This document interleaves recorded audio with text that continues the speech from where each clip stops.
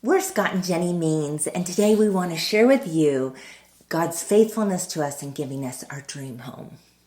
So in 2014, I had the best year of my career. In 2015, things completely turned around. It was probably the worst year of my entire career. I was frustrated and I discouraged, felt totally stuck. And that year I went to the men's conference. And in that men's conference, the Lord gave me a vision. In the vision, I was standing in front of a wall that was too high to get over, too wide to get around. It seemed like a completely impossible situation. It represented my life circumstances. And so I stepped toward the wall and suddenly realized it wasn't a solid wall. It was just a wall of cloud. The Lord beckoned me to step forward. I stepped into the cloud, through the cloud, and on the other side was a beautiful mountain vista. And this is what I wrote in my journal that day. The Lord said, I want to bless you with a beautiful mountain home. Don't be intimidated by the size of the decision or the obstacles. Just keep walking forward, step by step. Do what you know to do. Keep moving, even when it feels like darkness. I will guide your steps. And suddenly you will find yourself on the other side, totally blessed. So an important part of the backstory is that we've always had a dream of having a mountain home.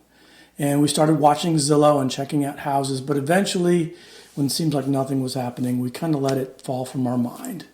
But it hadn't faded from God's mind.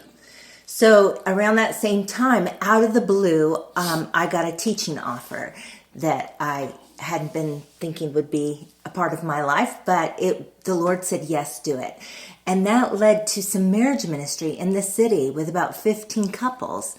And that led to one of the couples offering us her lake house in the mountains to stay in and enjoy. That led to one day us driving up into the mountains, looking at some houses and getting completely stuck in the mud. That messy mess of a muddy mess on the mountains led us to a realtor. So during our search, a verse stuck out to me. It was Psalm 84:3. And that says, even the sparrow has found a home, and the swallow a nest for herself, where she may have her young, a place near your altar, Lord Almighty, my King and my God. So this really hit me that our house, when we found it, should be called The Nest. So we started looking for our nest with that realtor that had ended up rescuing us from being stuck in the mud. So one day she got a hold of us and she said, I think I found your house. It ticks every box on what you want except for one, the price. But we decided we had to go see it anyway. And as we walked up to the door, there on the door was a grapevine wreath.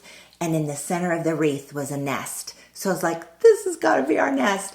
We walked inside and there was a banner hanging up upstairs that said, the Kivett family nesting here since 2015.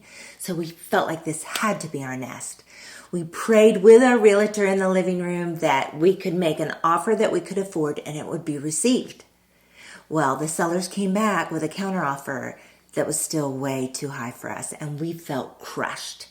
So as we prayed about it, I was thinking, I felt like the Lord said to me, you're going to find the money.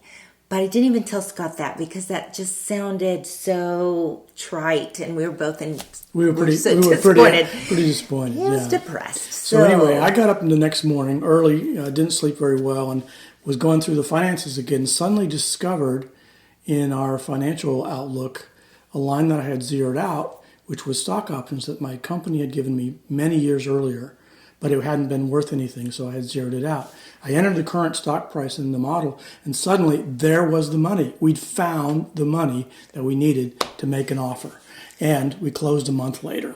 So after the closing, I was standing in the middle of the living room, and it suddenly dawned on me, this view out the back of our back deck is the view that God had shown me in the vision. And he had been working behind the scenes all that time to fulfill his promises. So every time we tell this story, we're reminded of God's faithfulness, that he is constantly working for us on our behalf to fulfill his promises. He does not forget them. He does not forget his promises. He's that good and he's that faithful.